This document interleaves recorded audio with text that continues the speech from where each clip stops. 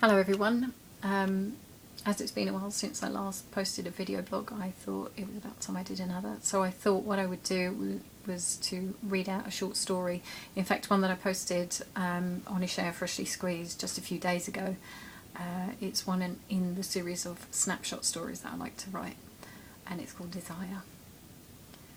I see something on the top shelf that I would really like to have, but I can't reach it. No stool or chair seems to be tall enough to give me the boost I need. Is it because I'm small and everything about me so overwhelmingly large that I still cannot reach? Or is it a trick of the light, an illusion that fools me into believing that what I think I want is real? But it feels so real, I tell myself, and surely seeing is believing. Also, I have been led to believe by learned members of the society within which I live. Even though I can imagine myself reaching up to that high shelf and taking what I so desire, its distance is deceptive, like a ray of sunlight cutting across the landscape. You can enjoy its warmth and bask in its light, though its source is so unfathomably distant that hope of ever reaching it seems like an impossibility, is an impossibility, at least physically. And so my dilemma curtails my ambitious attempts to grasp a feeling, a connection with something that is as tangible to me as a sweet, juicy tangerine in the palm of my hand, yet as illusory and vaporous as an opaque and beautifully formed cloud hanging in an iridescent sky. My frustration mounts as I wrestle with my inadequacies as quantified and qualified by physical circumstances and the lack of a long ladder, long enough at least to reach the moon and back. Then I begin to contemplate, to wonder what it is about that which I so desire to lay hands on, to hold against my breast, to smell and taste, and share the air with, that makes me feel so lost without it. Even though I have no recollection of what that would be like, except for in my imagination. The physical is just another dimension of perceivable reality, so I hear. But I feel it is not the sum of its parts.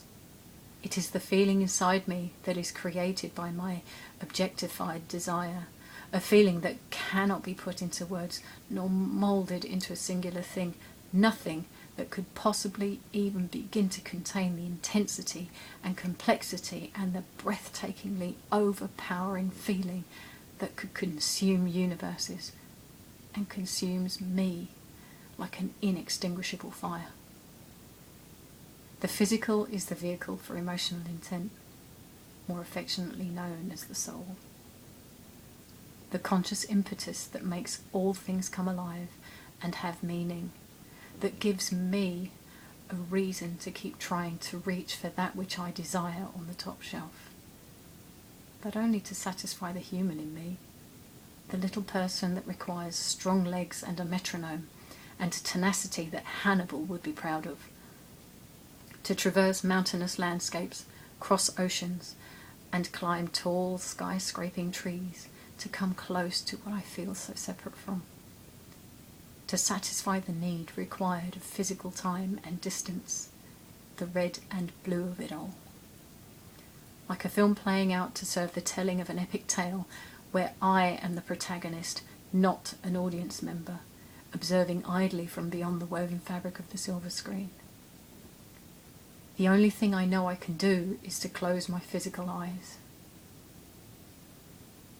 and not see the objectified world before me and around me, to divorce my desire from the image I see way above me in my waking eyes, and hope that my intense need is met in some other way, made real for me as a change within me, an altering of perception powerful enough that when I reopen my eyes, I am standing on the top shelf, embraced by the physicality of my desire made manifest by worlds colliding and becoming one, a fusion of senses, of vivid colours painted upon my new corporeal existence, and in my completeness illuminate the world below as the sun and the moon from deep within the cosmos of a shared existence, replete with the deafening fanfare of the stars, pulsing inside my chest, and the sanguine tinge of dawning skies coursing through my veins,